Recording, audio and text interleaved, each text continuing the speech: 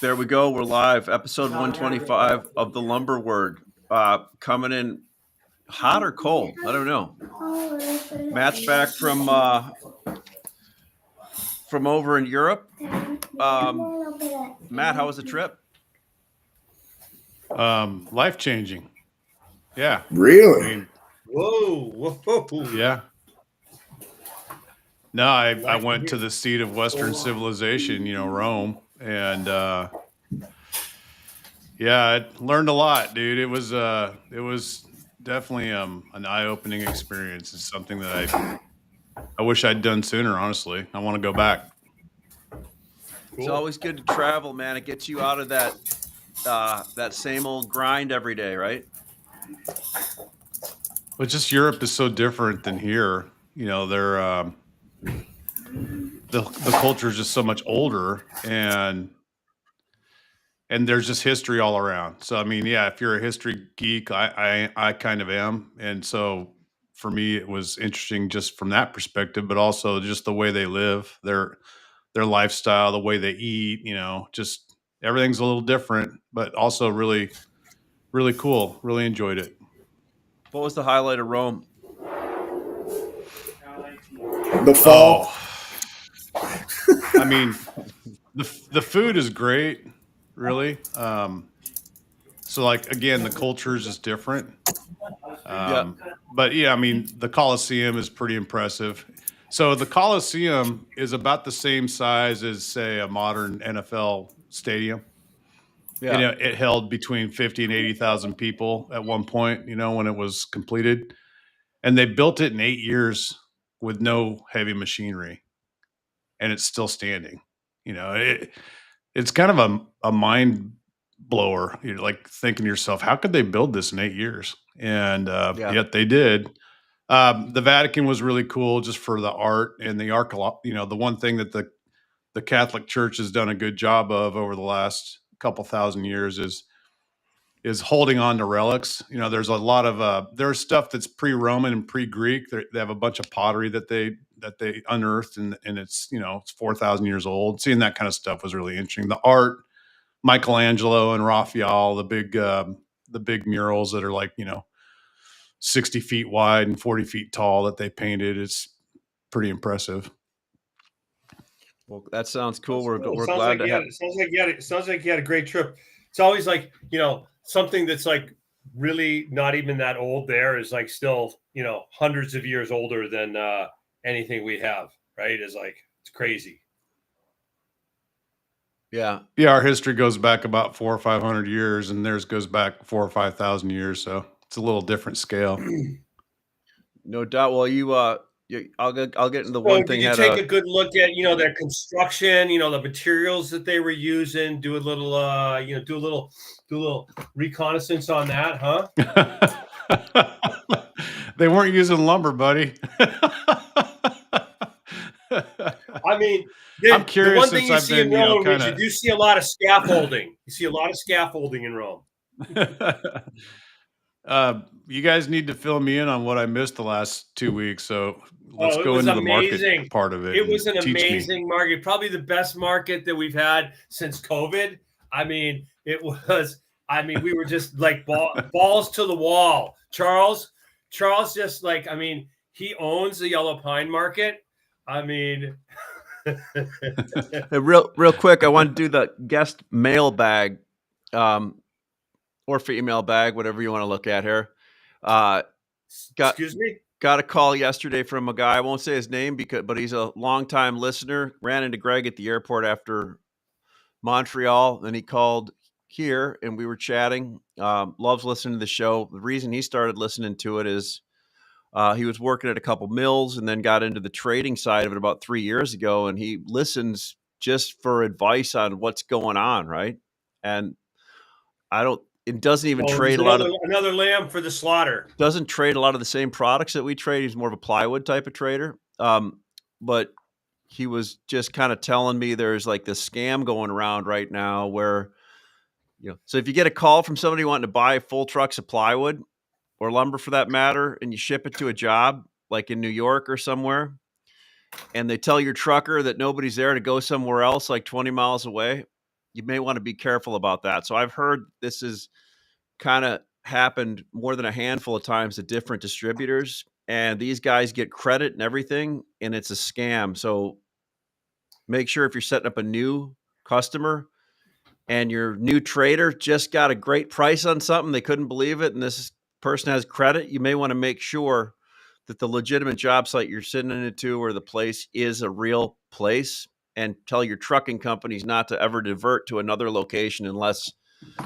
you're darn sure of it. So I thought that was pretty good. Ash, and then just, like you told me about that, and I go, yeah, it's just amazing to me with the number of trucks that we ship every single day that, you don't have more instances of this happening. And then I had a request this morning for a proof of delivery, and I'm going, oh yeah, that shipped on April 25th, and, asked for the proof of delivery, and sure enough, we never got a mill bill from the trucker, and we're trying to track the guy down now, and he's ghosting us. And so, yeah. Yeah, I mean, probably got double broken. It's hard to make up for that 15 grand. That's for sure. That's exactly. So, I mean, I just thought that was interesting feedback from the outside for people listening to us. And I'm sure we've all had those trucks stolen, or the guy show up with a full face mask on and duct tape over his license plate and still gets his load picked up. What is this, Fast and Furious? What kind of lumber do y'all sell? We had that at the port a couple months ago. Oh, I remember y'all talking about that, actually. Yeah. So, yeah, Matt, we'll catch you up. Let's go regional stuff. And are you up? Have you got dialed in on any U.S. species yet? What you guys did for the last while you were gone? Pretty flat. I mean, I think 2x4 spruce is better for us out of Babine. 2x6 is still kind of stuck in that low 500s Midwest type of pricing, and it doesn't matter if it's hemp fir, Doug fir, or spruce. And then the wides have gotten a little bit better. Like 2x12 out here had gone sub 400, the cheapest thing that mills could produce in dry hemp fir. And it's selling again. It's going up. It's up maybe 5%. But I don't think I missed much. Based on what the feedback I got internally since Monday, since I started asking questions, and then the stuff that I buy and sell out west, the prices I'm pretty much just going with the same types of prices that I was using before I left, and we're I'm trading, but it's not busy. I'm not slow, but I'm like medium paced business so far the last 2.5 days, and I don't know if that's kind of how it was while I was gone, where it's just more of the same, where we're just kind of trading, and no real pulse to it. But there's stuff moving every day, and that's what it seems like. You missed us. So Russ was on last week, Taylor, and man, I gotta say that was a great show. It's always good having him. I gotta say, look, kudos to our guy Charles up there, who broke the frickin' abacus out and dialed in the cost of production. Pretty impressive. I had to call him after that and be like, hey man, that was some pretty quick math.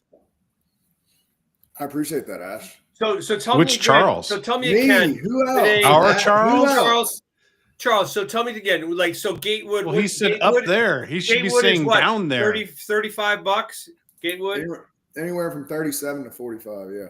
And what does that translate to dollars per thousand at the gate? And say we use a 42 average times 25, it's 1050 divided by about $175 a thousand, $42 a ton.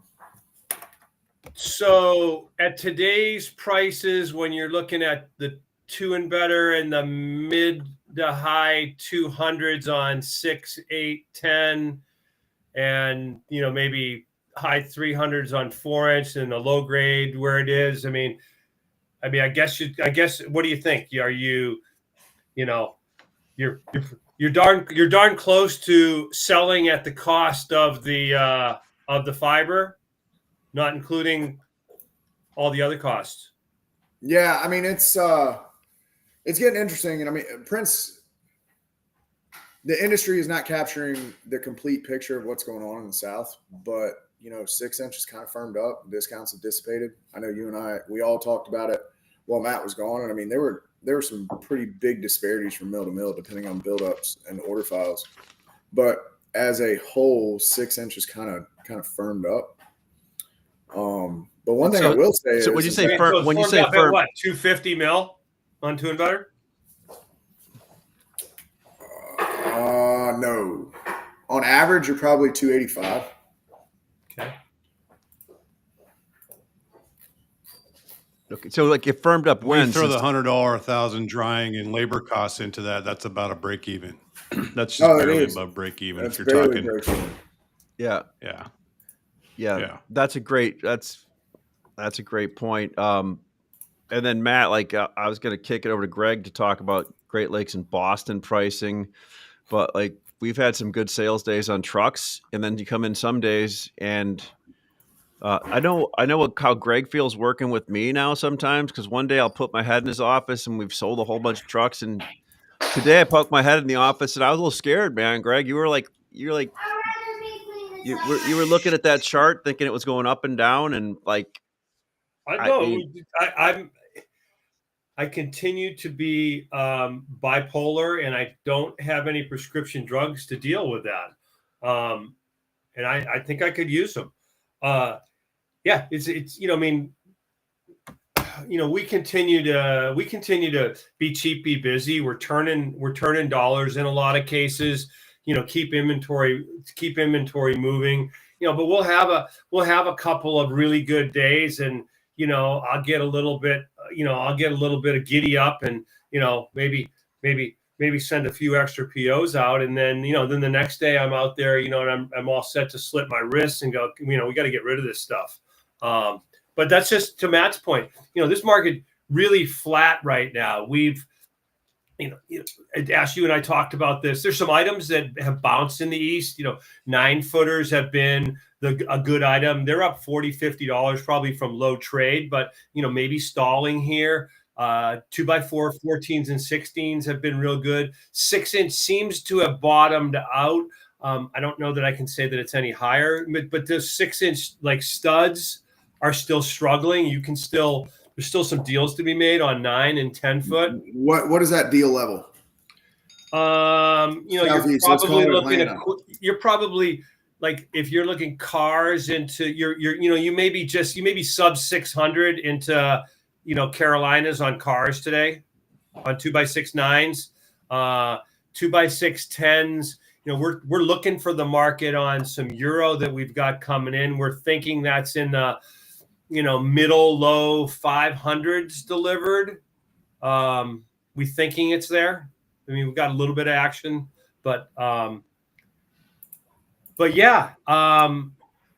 There you go, Matt. You were gone a great time. Now I will tell you that I'm headed out a week from today. I will be gone for a couple of weeks, and the book is that the market's usually pretty strong when I'm out of the office. So, I'm going to hand that off to all you guys. Hope you enjoy it. So I was going to I have a theory about the market and why we're stuck. Why is that? Okay. What is it? Well, the demand's flat, right? I mean, so you look at the big buying companies that are out there, there's 3 majors that control a big portion of the pro builder yards now. And you know who they are. I don't need to name names, but there's 3 major companies that don't want to add inventory, that their accountants tell them to keep their inventories in check. And so there's no incentive for them to take big positions. They've got also various degrees of contracts and VMIs hitting them at a regular basis. So, they've also got plenty of options from people like Ashley, Charles, and myself to buy fill-in trucks if they need to. So the demand side is kind of stuck. And then on the supply side, we're really just kind of in equilibrium. And until we get into that 3rd and 4th quarter high tariff, high tax environment that the Canadians are facing, we won't really see the effects of that until it actually happens. And even then it'll be later. It'll take longer for it to be noticeable than what a lot of people think. So a lot of people think, oh, if I buy the July contract at 600, or if I buy the September contract at 620, I'm going to make a killing. And my counter argument is that all these mills know that there's going to be a big tax coming from Canada, and they're going to ship lumber across the border. And so I'll be competing with that lumber. You'll be competing with that lumber. There will be plenty more lumber for us to pick and choose from for the next 90 days. And I don't think you really see the effects of lower production until really the end of the third quarter and into the fourth quarter and first. Maybe we'll get some economic information that's going to change people's attitudes towards buying homes between now and 6 months from now. But I just feel like we're going to remain stuck. And I have no interest in changing my posture on inventory or my attitude towards the market until I actually see it. So I'm going to wait and see. I'm not going to be the front runner here. I'm going to be the guy that sits back and watches. And I think patience is a virtue these days. I really do. You can't force a square peg into a round hole and vice versa. I think a lot of guys are trying to do that and they're getting frustrated. And you shouldn't. Just take what the market gives you. That's really good advice, Matt. That's for sure. Yeah, I think that's spot on the demand side, and probably pretty good on the supply side. With, I guess, the caveat being, hey, what if any effect will summer shutdowns? If we're in equilibrium, will summer shutdowns, tip that balance somewhat? Will Southern pine production continue to run at the same levels that it's running at right now through the summer? Yeah, Ash and I had this conversation earlier today about. Charles would be the guy that answered that question. Ash and I had this conversation about the demand side. We got data for the prior months. New home sales was a good number, and the inventory was down to 8 months. And we were talking about the consolidation of big builders, and they're going to continue to build and sell houses. And then Ash came in with look at what's happening to the supply of existing homes, and the recognition that with new and existing home prices have collapsed down right on top of existing. And now you're getting that supply increase on existing. And I think you're going to see some, pretty decent price corrections over the next 6 to 12 months on existing homes in a number of markets. And that's going to be a real positive, because every time one of those trades, you get an uptick in existing homes. That's really good for R&R, because that spurs that business. How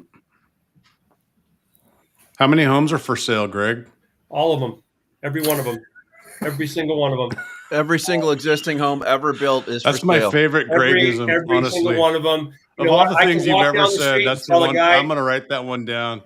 Walk down the street and knock on the door and say, hey, is your house for sale? And they go, no, it's not. I go, hey, if I gave you X, would you sell it? Sold. No, they'd probably say, let me ask my wife. Whoa. Right? That's how a lot of people in all of our neighborhoods are. Well, Ashley, you're so well trained. Maybe that's how it operates up there in Chicago. Yeah, Ashley's been beaten. Let me. I'll give you $2 million for your home. Can we talk about? What do you want to talk about, Ash? We got some time left. I wanted to do two things. I wanted to do. I had one of the notes down here. I wanted to talk about the big beautiful bill, and then I decided against that. Come on, let's go there. And I figured we'd hold off on that. One of the interesting things I think we saw this week. And you know why we're going to hold off, Ash? Because a bill can be big and it can be beautiful, but it can't be big and beautiful. That's right. That's right. We saw a couple There's a lot of things in life like that. Greg. True that. Charles a couple months ago brought up the whole Fannie and Freddie thing, and then we had that guest on talking about Fannie and Freddie, and all of a sudden, loaded up on the stock. I remember. I know that was my call. He did. No, he did. He loaded up on it. He called me and told me about it. So I mean, so you can just get good guys can get good trading ideas, not just about lumber, but about other things on the show. So I got that from a guy that's been on our show before. He called me and talked to me about it, and I loaded up on it like the day before they announced that. So, did you trade out of that yet, or are you still in it? No, I usually wait till it goes back to zero before I trade out of it again. Goes back down where you bought it. Yeah, that's the history of those type of things. But so we've got a lot of things that could pop up. Housing, the taking Fannie and Freddie private again. Interest rates, who knows what's going on? The market's kind of all over the place. But I wanted to do a lumber pick challenge instead of like we do the Mary Date Dump, where we all pick one item that's undervalued. You can even do an overvalued if you want. I'd like it to be able to print so we can see what it does. Price today, and then on August 4th, 2 months. I think you need 2 months for something to play out like this. We will look at the prediction to see what it is. So that's the lumber pick challenge. And then we're going to do a short-term forecast game after that one. So the lumber pick challenge, everybody can pick one item. It can be one item going up or one item going down. And then on the 4th of August, 2 months, we'll see where the item is. I mean, it'd be nice if we'd gotten like a head start on this, so we could have done I didn't instead of just going off the seat of our pants. Well, this is why I send the email out with the description on it. Oh. All I got was a time. That's all. You think he reads that? Hang on, we can do this. And Charles, I didn't. I didn't pick ahead. one. I didn't pick one either yet, just because I knew we'd all be coming in yeah, at a. right. I'm gonna say Ash has got charts on his screens right now in his office. I don't. Highlighted. I don't. I'm gonna take the low lying fruit. I'm gonna take the I'm going first because I want to take what I think is the easiest one. So 2x6 SYP. Which side do you want to take? Which region? I'm going to take the lowest region, which is central. 260. At 260. And I am going to say 60 days from now, it's 350. I'll take that bet. You want the over? Or you want the under? You want the under? Yeah.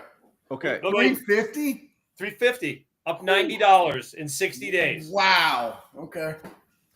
Load up the boat, baby. Just back up the Brinks truck, get the gold bars out, and put 6-inch 2 in it.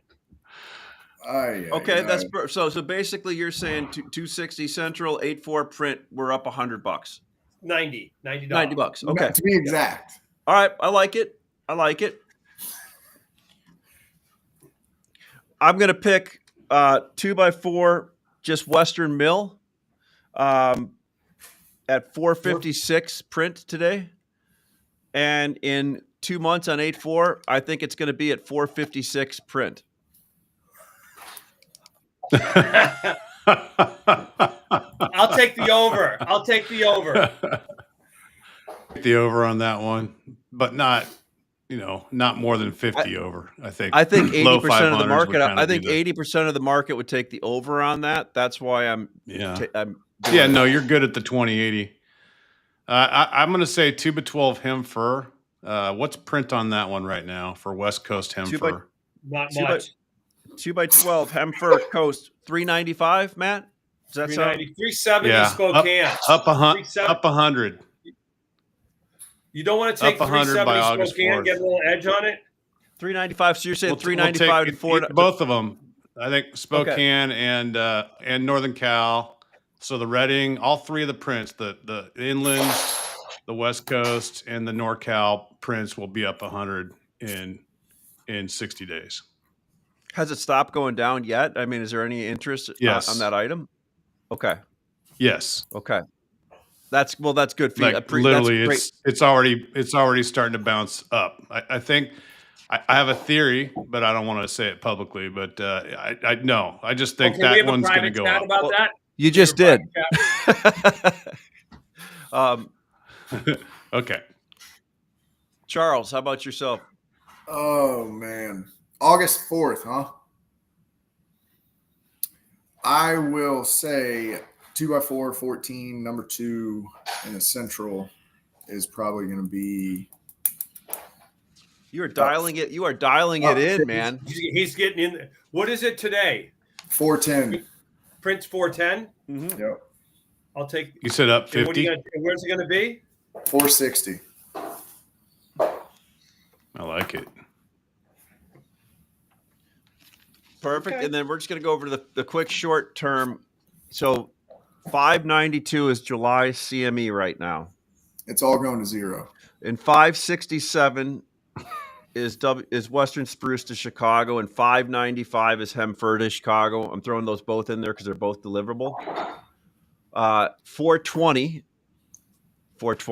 Everybody knows what 420 is. No, what is that? I went to private school when I was growing up. That's where the kids all go down to the beach at 420. 420. 420 we are on Southern Yellow Pine. Over. Yeah, Southern Yellow Pine. Southern Yellow Pine East Side for futures, and Prince at 455. So where are we going to be in 2 weeks on CME July,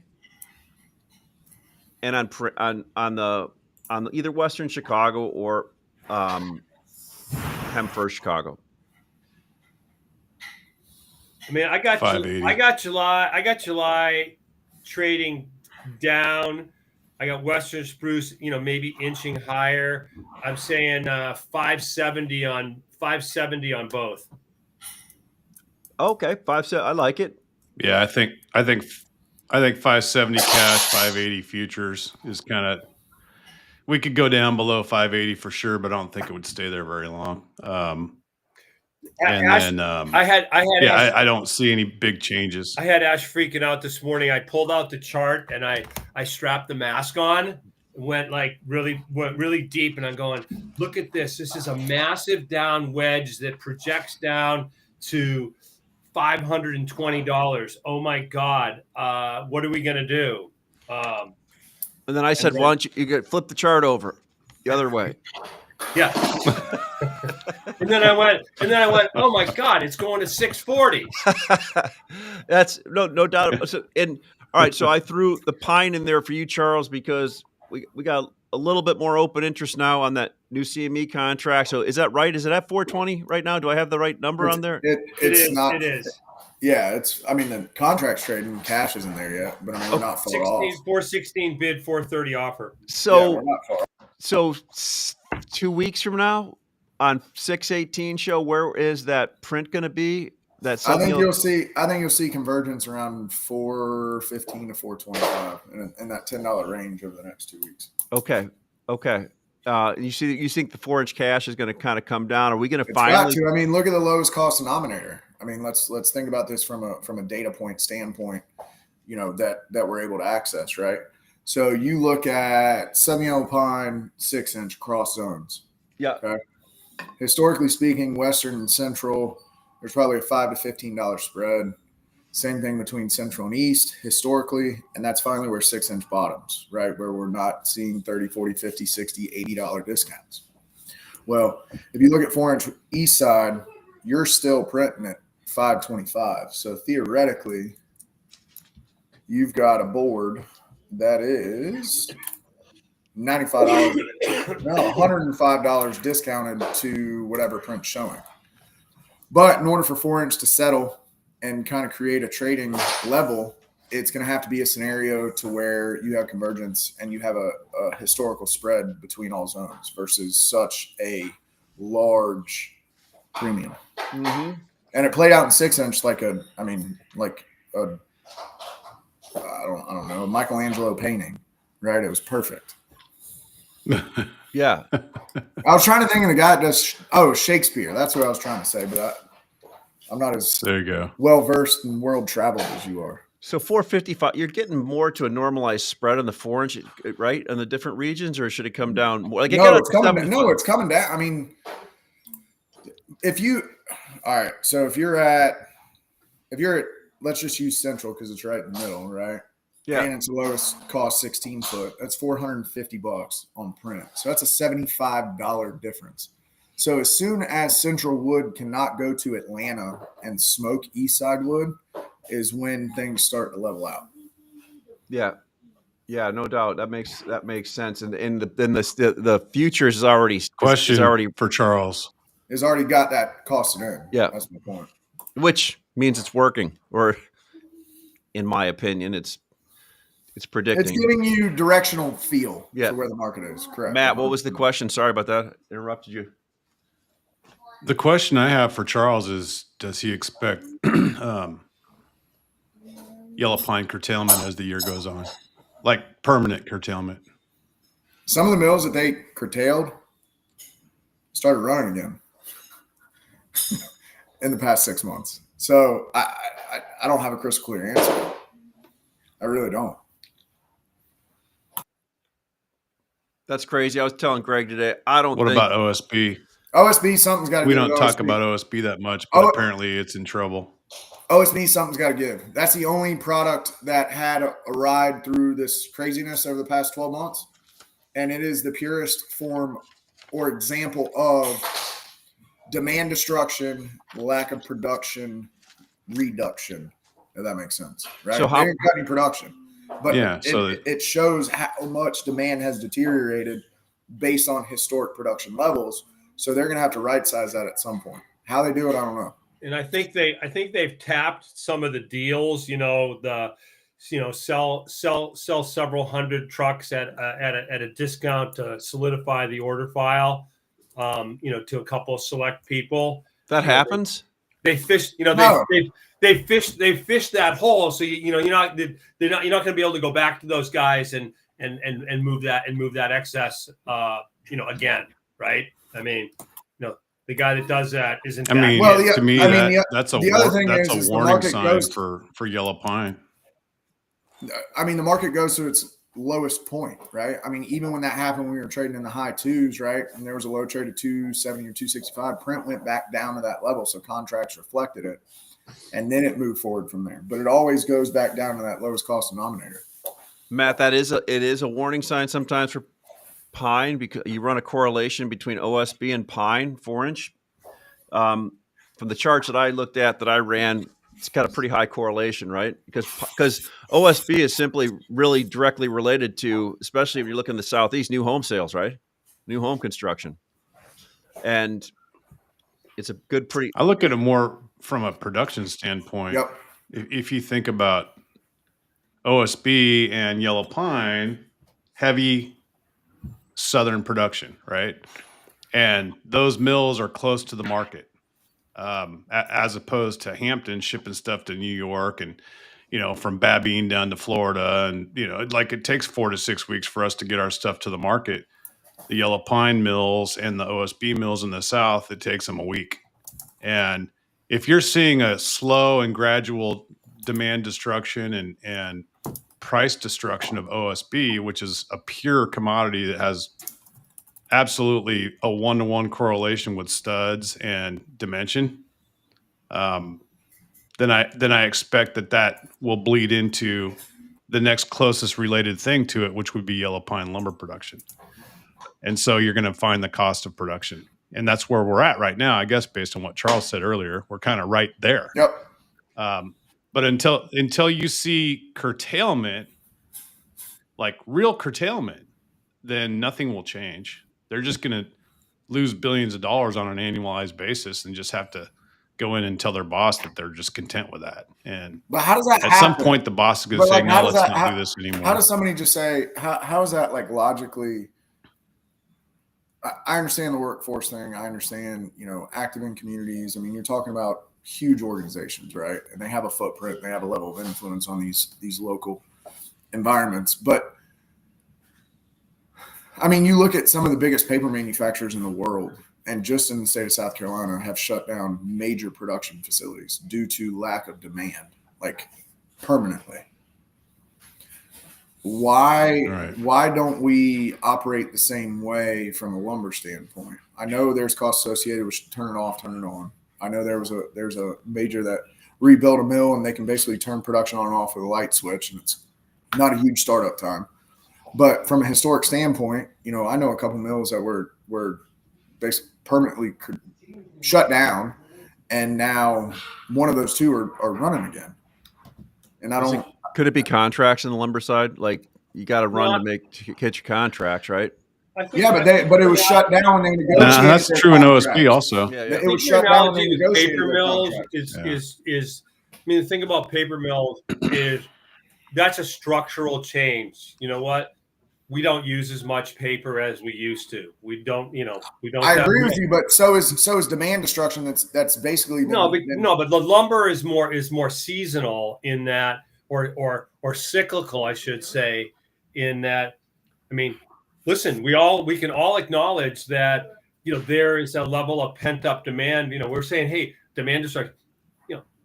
Housing starts, lumber consumption this year is going to be marginally lower than last year, like a few percentage points. It's not going to be, we're not falling 10 or 20% in demand. We're going to fall like 1 or 2 or 3%. And so, yeah. Well, I mean, I understand. I understand with that in mind, right. and there's, listen, there's an opportunity for an increase in demand. We actually didn't want to talk about the big, beautiful bill because we know it can't be big and beautiful. But I mean, if it's big and it's pro-growth, then a year from now, we're going to have an economy that's opposed to people hand-wringing and not knowing what they're going to do. Things are going to be substantially better. That doesn't mean interest rates are going to be lower, but the economic activity is going to be higher. But what is the major driver though in what we do, right? It's single family housing is the biggest piece in what we do in big box, right? Yeah. I mean, it's like interest rates, it's repair and remodeling and single family, right?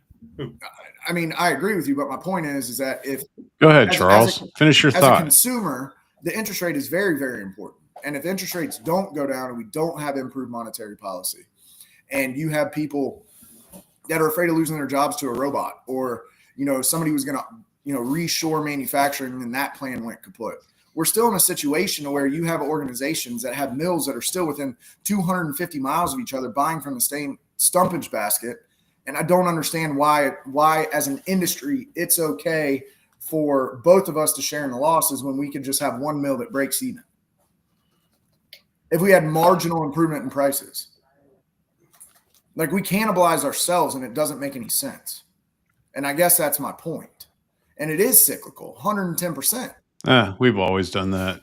But it just doesn't. There's an old joke that it's an industry that always goes back to the cost of production, and higher cost producers during those times get weeded out. And and what you're talking about happens, right? They're in the same fiber basket, and the strong survive. We're a Darwinian industry, which is really great. And creative destruction. It's all about that, and that's awesome. I love it. And the minute there's any time we pop above the cost of production and start trending higher, everybody figures out a way to make a lot more lumber. Well, that's also my point. Yeah. Without telling, we're going to have a lot less euro over the summertime hitting the ports, right? Is that enough marginally to change the dynamics? Talk about that, Greg. Right? Well, why is that? Because they permanently curtail mills. Because the log costs are too high. You got lots of curtailments over there. The log costs are really high. Their business is better. All of the above. Our price, $650 FOB U.S. port is kind of like the break even now. Exchange rate, all of those things. So, we had a call with one of our, really good partners. Was that last week or the week before, Ash? I forget. 2 weeks ago. Yeah. And we talked about, one of the things you look at is what's happening on vessel space. And, there was a report that the shippers are, they're working really hard to get enough cargo to come over to ports.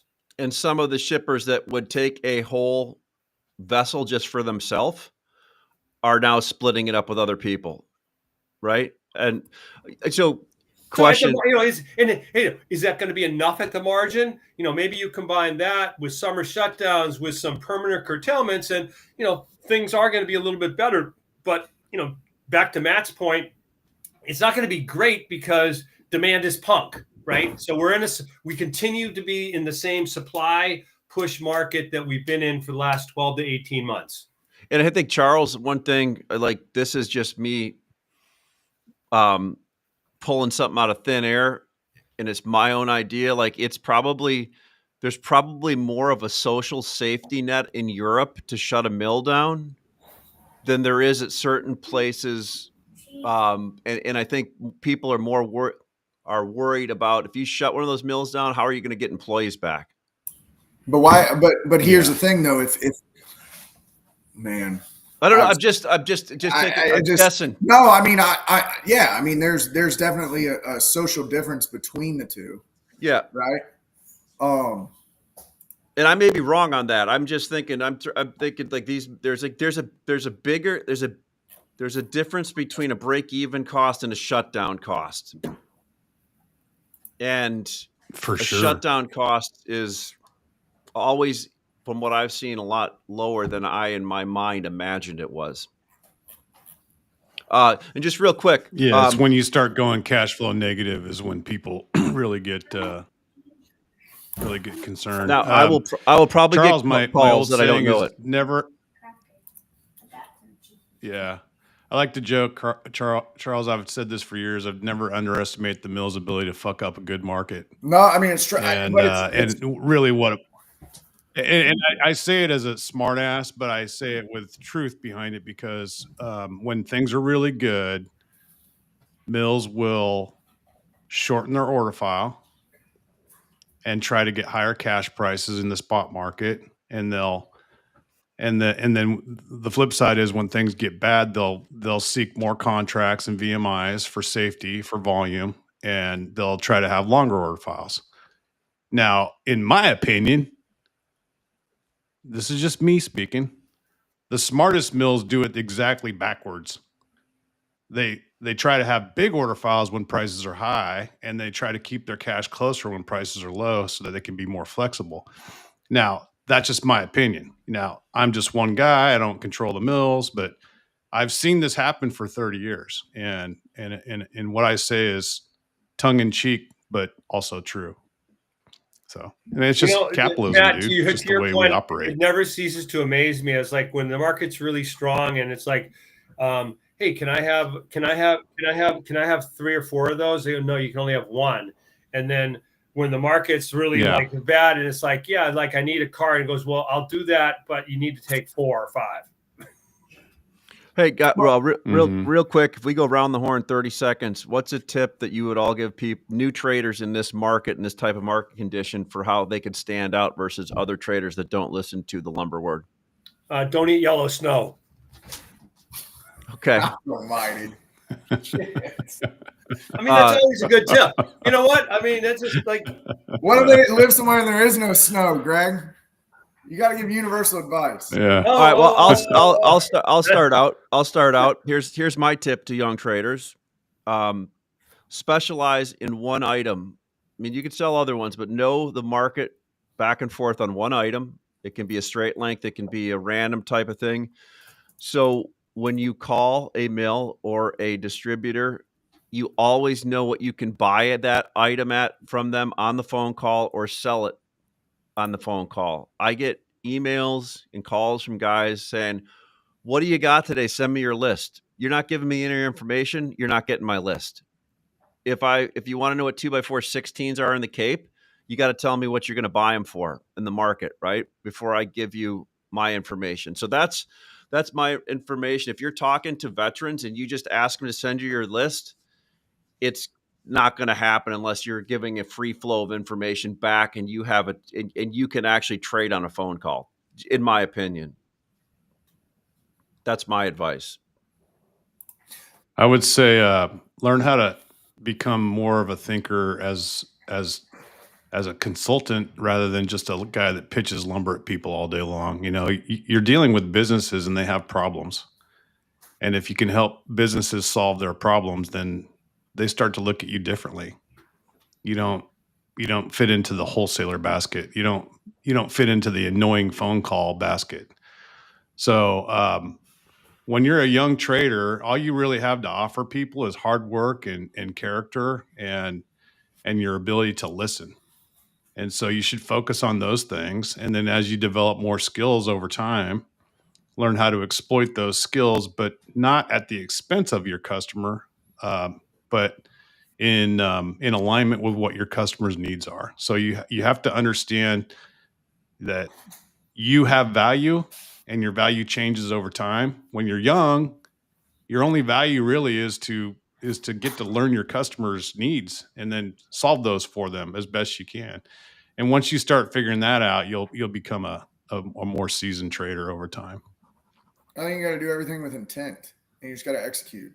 And to Ash's point, I think you have to make sure that every conversation you have, there's a reason for you to have it. And it's got to be a good give and take, because anybody that is going to give you information is going to expect information in return. It just is what it is. It doesn't matter if it has to do with Southern Yellow Pine or Doug Fir or Him Fir or Whitewoods, right? Matt or Greg or Ash versus Pine, right? You got to have the ability to understand what those different things are doing all simultaneously and how it could potentially affect you and your customer base. And really make decisions and execute is absolutely number one. And if there is a problem, fall on the sword. Don't run away from it. A lot of people don't like confrontation, and they'll ignore and they'll reply to an email 2.5 hours later and still don't have a solution to it. Just pick up the phone and call somebody and be like, hey, man, this is a shit show. Let me tell you what happened, right? Don't lie, but be transparent. And that gives you the opportunity to jumpstart that level of trust versus the alternative. You guys, those are all, that is all really, really great stuff. And I mean, I appreciate that. Also, I'll augment my my prior comment by, saying, he's like, always sit with your back to the wall. Eat at a place called Mom's, and don't eat yellow snow. Very useful information.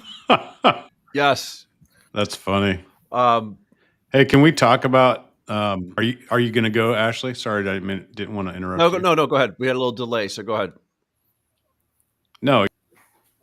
Are you going to give your advice? Oh, or did you already do that? that? No, I gave mine, but I listened to your guys too. And look at what it sums it up is your person on the other end of the phone, when they see your caller ID coming through, they need to think that person that calls Matt, Charles, or Greg, there's a reason why I'm picking up that phone call, because I know if I don't pick it up, I'm going to miss out on something.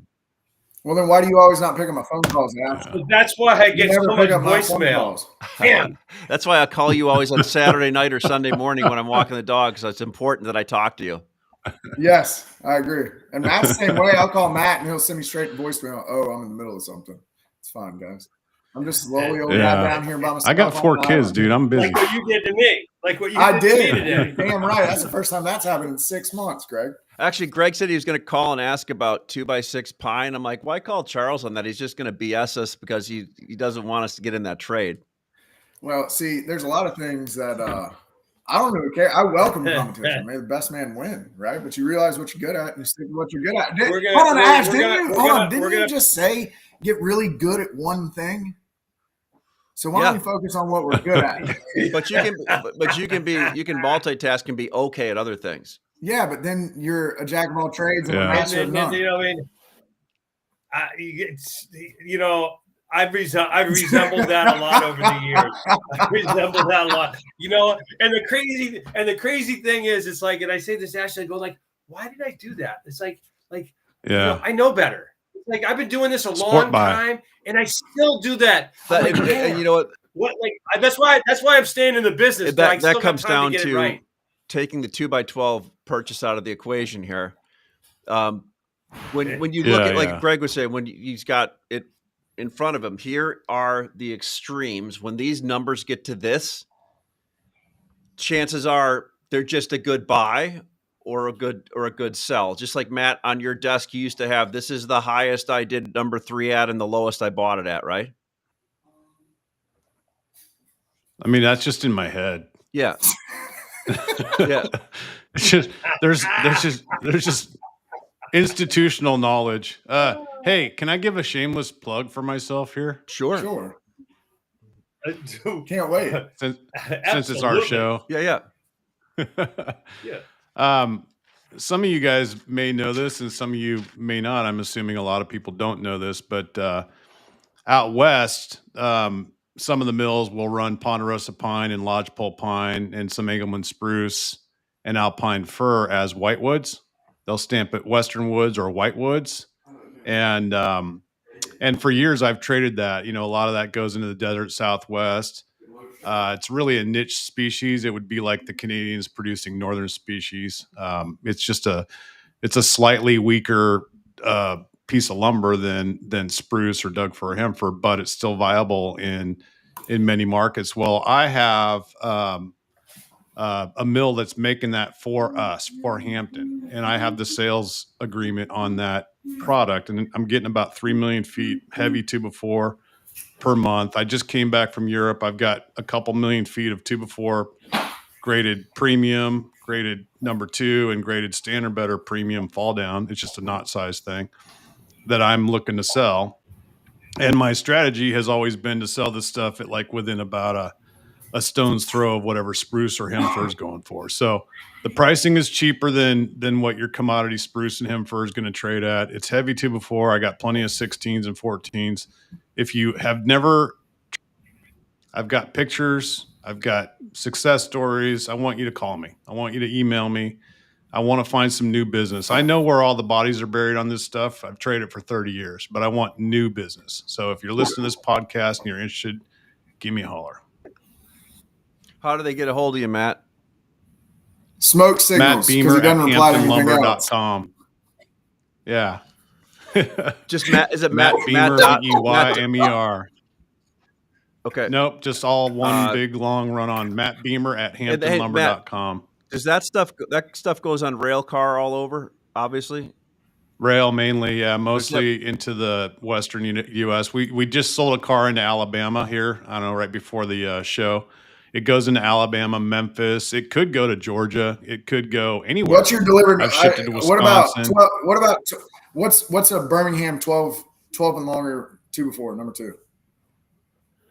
I've got standard better premium price at $555, and I've got 2 and better. I think priced at around. I think I have a straight car at 12s and 2 and better. I'd sell down there for like $530, $525. But yeah, no, Charles, let's talk after the pod and I'll shoot you the list. So it's not yellow pine, dude. It's definitely not yellow pine. I'm just excited to talk to you outside of the podcast. I'm just curious. What does that replace? Who would buy that? We need to go camping. What would somebody else? I can't wait. You let me know and I'll be there. What's that, Ash? So I got a good camping story. Oh no, we can't do it on TV. So yeah, I don't even know. Yeah. We'll do that whenever. So you wake up in the morning and I was just curious on that product. What does it replace? Like what is somebody buying and what are they buying to replace that with?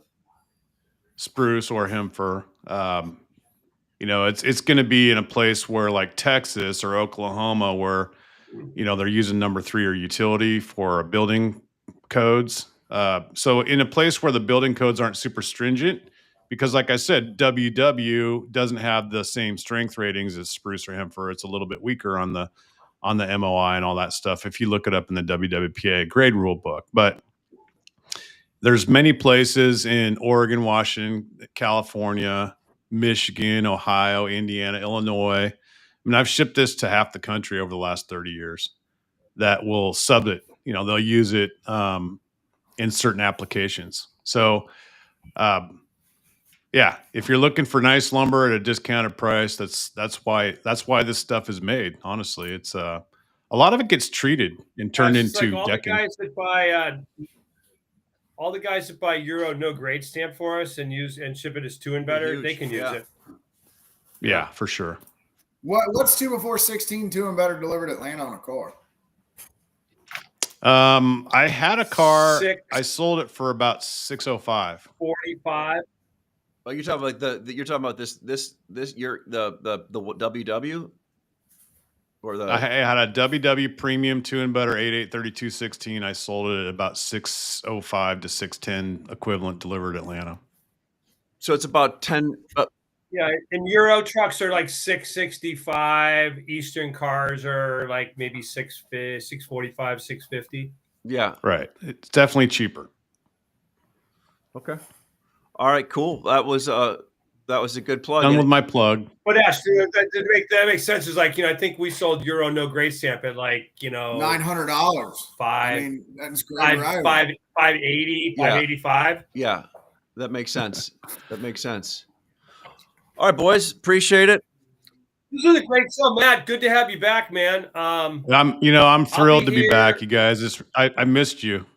Yeah, Oh, this is Lord. great. This is great. And I guess are we going to get you on next week, Greg, before you leave, or?